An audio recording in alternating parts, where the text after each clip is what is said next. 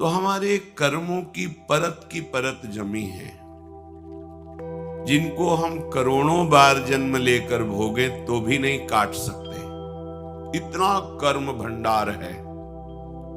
वो सब प्रभु की कृपा से भस्म हो जाएगा। अहम त्वाम सर्वपापेभ्यो मोक्षयिष्यामि मा शुचः। मैं तुम्हें परम पवित्र कर दूंगा, निष्पाप कर दूंगा। हमारे ज्ञान में, साधना में, तपस्या में इतनी सामर्थ्य नहीं है कि हम अपने जन्म जन्मांतरों के जो कर्म संस्कार जमा हैं उनको भस्म कर सके। उन्हें केवल प्रभु ही कृपा करके नष्ट करते हैं। इसलिए चाहे जिस मार्ग का पथिक हो, चाहे गुरु रूप से हो, चाहे भगवान रूप से हो, वो आश्रय लेता ही है। क्योंकि बिना आश्रय के एक कर्म बंधन, एक कर्म संस्कार नष्ट नहीं होते, ये भोगने पड़ते हैं। कितना हम भोगेंगे? एक दो जन्म में खत्म हो जाने वाली बात हो तो भी है। पूर्व भंडार तो भरा हुआ ही है कर्मों का, और नवीन कर्म हमारे ऊपर से हो रहे हैं।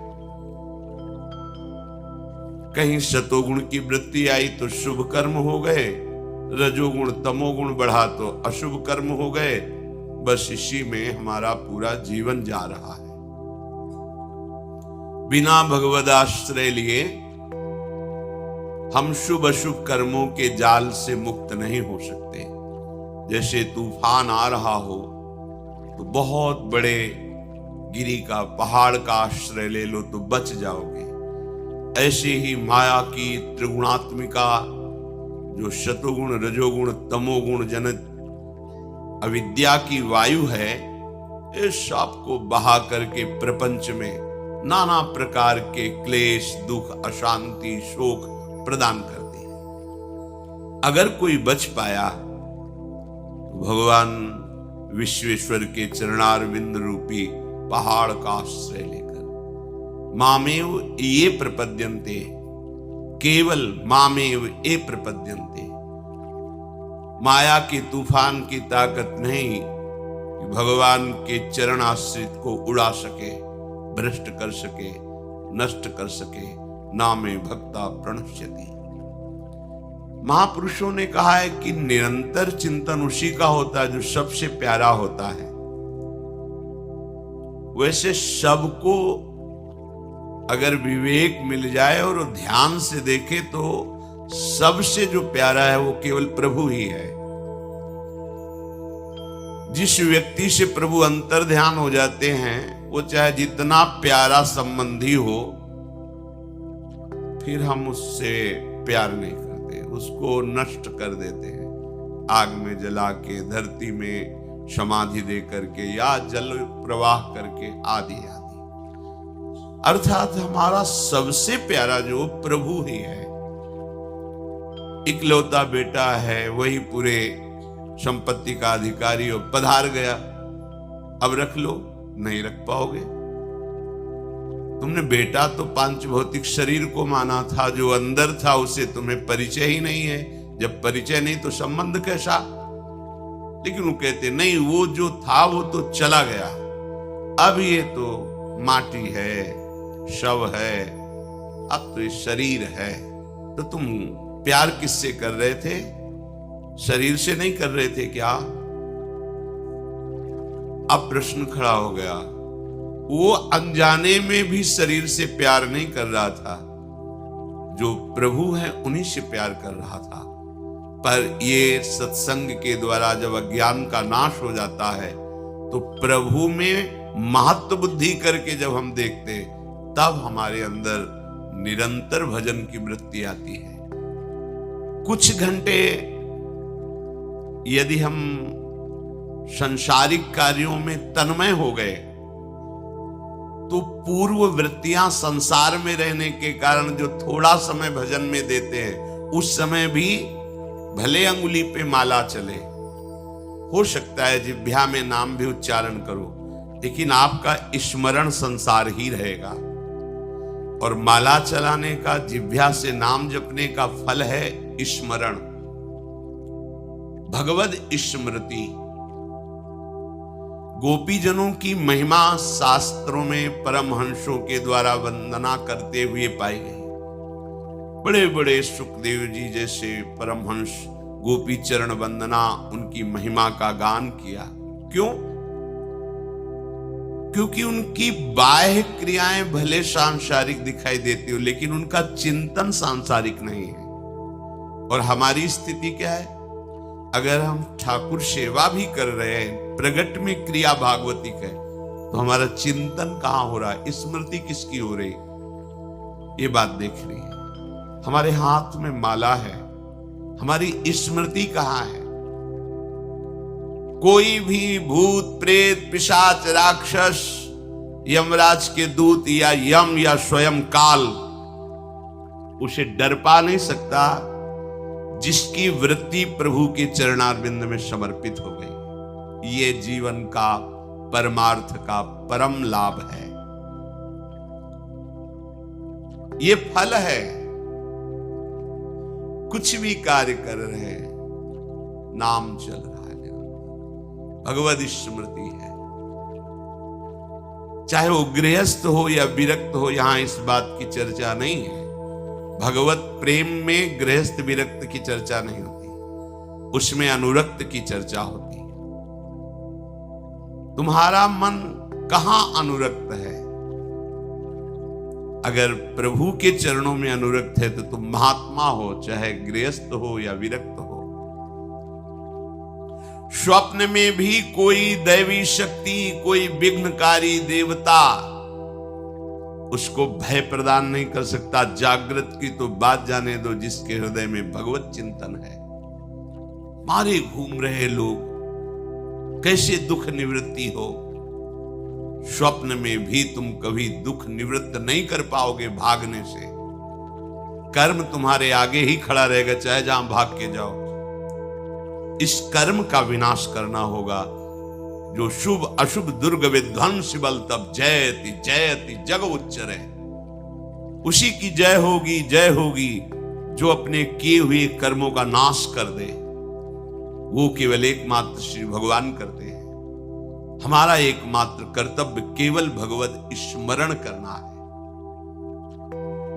चाहे जितना बड़ा विद्वान हो, तपस्वी हो, प्राणायाम परायण हो, जीवों की दया करने का स्वभाव हो, तीर्थ स्नान करने वाला हो, बड़ा व्रत रखने वाला हो, खूब दान देने वाला हो, आदि आदि, वैसे हृदय की पवित्रता नहीं होती जैसी भगवान की स्मृति से होती है।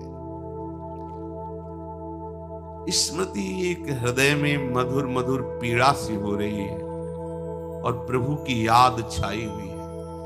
ये अध्यात्म का फल है, ये प्रारंभ नहीं है, ये बड़ी ऊंचाई की बात है। थोड़ी थोड़ी देर में एक विकलता सी है, कुछ अच्छा नहीं लग रहा। बस स्वाभाविक जैसे सब नदियां दौड़ती हुई समुद्र से मिलने के लिए व्याकुल है, ऐसे एक एक वृत्ति, एक एक इंद्रिय, अंतःकरण का एक एक करण प्रभु के लिए व्याकुल है। स्मृति ये बहुत ऊंची स्थिति है। इसी स्मृति के प्राप्त करने के लिए सब साधन है। ज्ञानी जन सब विस्मरण करके आत्मस्मरण में, आत्मस्वरूप में, रमण में संतुष्ट हो जाते हैं, द्वंद्वों से मुक्त हो जाते हैं, परमानंद में निमग्न हो जाते हैं। भक्तजन इसी स्मृति को प्राप्त होकर सिद्ध हो जाते हैं। निरंतर भगवत स्मृति, ये बहुत बड़ी बात है। ये ऐसी स्थिति है कि क्रियाएं बिल्कुल आपको दिखाई दे सकती है संसारिक, लेकिन स्थिति श्री भगवान में है। बहुत सी ऐसी साधन क्रियाएं हैं जो भागवतिक है, लेकिन स्थिति संसार में है। भोगों की चाह, रुपए की चाह, मान सम्मान की चाह, ये सब मायाकृत है, ये शरीराभिमान के अंतर्गत ही है। क्रियाएं दिखाई दे रही संसारिक स्थिति भगवान में है। तो इन सब का जो भगवान वर्णन करते हैं कि विद्या, तपस्या, प्राणायाम, जीव, तो इन सब का जो भगवान वर्णन करते हैं कि विद्या, तपस्या, प्राणायाम, जीवों पर दया, तीर्थ स्नान, व्रत, तपस्या, जो भी आदि आदि ये सब कर रहे हैं और भगवत स्मृति नहीं तो मानो ये सब व्यर्थ हो गया। और भगवत स्मृति हृदय में जागृत हुई, मानो सब का फल प्राप्त हो गया। अगर हमें भगवत स्मृति नहीं है, क्रियाएं भागवतिक है, चिंतन संसार का हो रहा है, ठीक है, पर विश्राम स्थिति नहीं मिली है। जिससे लोग कहने लगे कि हमें तो 18 वर्ष हो गए भजन करते, काहे को व्यर्थ की डींग हाँकते हो? 18 मिनट भजन करके दिखाओ। तुम 18 वर्ष की बात करते हो? 18 मिनट कैसे? तुम्हारा मन उसी में लगा हो जो तुम सुमिरन कर रहे हो, तुम्हारी आंतरिक और बाह्य दृष्टि में केवल वही लिखा हुआ है और श्रवणेंद्री वही सुन रही। एक सेकंड के लिए लक्ष्य से वृत्ति नहीं हटी। 18 मिनट करके दिखा दो। 18 वर्ष हो गए भजन करते, कुछ नहीं मिला। 18 मिनट अगर ऐसे करने लगोगे ना तो हाहाकार मच जाएगा हृदय में, सारे दोष भस्म हो जाएंगे, चिल्ला के रोने लगोगे, हा कृष्ण, हा कमल लोचन, अब जिया नहीं जा रहा, वृत्ति जोड़ना नहीं आया। कभी किसी फकीर के समीप बैठ करके किसी महापुरुष की चरणामृत का सेवन नहीं किया, उनकी आज्ञा में नहीं बैठे, भगवदाकार वृत्ति हो जाएगी। हाँ, यही हो रहा है। पूरे सिद्धांतों का वर्णन, शास्त्रों को खिलवाड़ समझा जाता है। ये शास्त्र ऐसे समझ में नहीं आते जब तक भगवदाकार वृत्ति को प्राप्त किसी महापुरुष के समीप चरणों में बैठकर उनकी सेवा शुश्रूषा के द्वारा हृदय पवित्र करके उनके वचनों का अनुभव नहीं किया जाता, तब तक शास्त्र समझ में नहीं आता। अनुभूत वचन और शास्त्र से पढ़े पढ़ाए वचनों में बड़ा अंतर होता है। खास बात है अनुभूत वचनों की। शब्द ब्रह्म का पारगामी विद्वान और पार ब्रह्म का अनुभूत महापुरुष ही हमारा काम बना सकता है। प्रभु से प्रार्थना करें कि मुझे ऐसे प्रेमी महाभागवत, ऐसे बोध संपन्न भक्तों का संग मिले जिनके संग से संसार का रंग नष्ट हो जाता है। चित्तवृत्ति प्रभु में नहीं जुड़ी तो सब नाटक होता है और उस नाटक में प्राप्त भी नाटक ही होता है। आपको अरबों खरबों रुपए मिल गए, बहुत जमीन मिल गई, करोड़ों लोग प्रणाम कर रहे हैं, नाटक ही तो है ना। ठग रहा है तुम्हें मालिक, ठग रहा है। वो सच्चिदानंद प्रभु जिसके चरणों में तुम्हें लौटना चाहिए, वो सामने अज्ञानी बनकर आकर तुम्हें ठग रहा है। अज्ञानी नहीं, वही पर ब्रह्म परमात्मा तत्व तुम्हारे सामने विविध रूपों में आ रहा है। पहचान के दिखाओ, क्योंकि अनुभव नहीं, महात्माओं का सेवन नहीं। क्या मिला तुम्हें? कुछ नहीं, 0 पॉइंट, कोई पॉइंट नहीं।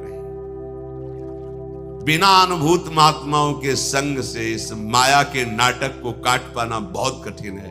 काटना कौन चाहता है? सजाना चाहता है माया का नाटक। अज्ञान भरा हुआ है, अविद्या है, हमारा बहुत यश हो रहा है, बहुत कीर्ति हो रही, बहुत प्रणाम हो रहा है। वो कह रहा है स्वाप्निक नाटक। एक सच्चिदानंद प्रभु तुम्हें फिर चल रहा है होश में। खोज करने निकले थे प्रभु की और वही छल के तुम्हारे सामने से जा रहा है और तुम खुशी हो रहे हो, चले जा रहे हो। वो तुम्हारा प्रीतम ही है, कोई और नहीं। जिसके हृदय में बात आ गई वो जीत गया, और वही हृदय जीतता है जिसके हृदय में संतों की कृपा छा गई। संतों की कृपा छा गई, देहाभिमान नष्ट हुआ, हर कण में, हर क्षण में अपने प्रभु के सानिध्य का अनुभव करता है। इस रास्ते के विश्राम स्थल क्या है? विकलता। हा स्वामी, हा प्रियाजू, मूर्छा, विश्व, रोना। इसीलिए प्रेम मार्ग में कोई बिरला ही चलता है। शीश काट भुई धरे, ऊपर राखे पांव, इश्क चमन के बीच में ऐसे हो तो आओ। ये प्रेम खेल है, अपना महत्व मिटा देना पड़ता है। दाना खाक में मिलकर गुले गुलजार होता है। मिटा दे अपनी हस्ती को। अगर अपना महत्व है, अपनी हस्ती, अपना अस्तित्व है, फिर बात नहीं। मिटा दे अपनी हस्ती को। यदि मूर्तवा देखना चाहे, दाना खाक में मिलकर गुले गुलजार होता है। अब तो बेल फैल गई, जाने सब कोई, मेरे तो गिरधर गोपाल। ये एकदम, जिस पर तुम हो रीझते, क्या देते नंदलाल, क्या देते? बोले रोना, सिसकना, तड़पना, यही देते। प्रभु जिस पर रीझ जाते हैं, पृथ्वी धन्य हो जाती है ऐसे महापुरुष से। जो प्रभु के लिए रोता है, प्रभु के लिए तड़पता है, प्रभु के लिए जीवन धारण करता है, वो जिधर दृष्टि डालता है निष्पाप कर देता है। उसके शरीर से वायु स्पर्श कर जाती, जिसके लगेगी निष्पाप हो जाता है। वो मम भक्ति युक्तो भुवनम पुनाद। ये अनित्य शरीर है, अनित्य भोग हैं, इनकी प्राप्ति के लिए तुम्हारा जीवन नष्ट ना हो जाए, इसलिए सावधान रहो। हमारे जीवन का लक्ष्य है कि कभी न कभी हमें वो स्थिति प्राप्त हो जाए जिसमें बिना प्रयास के भगवत स्मरण होता है। वो ये महासुख है, महासुखमयी।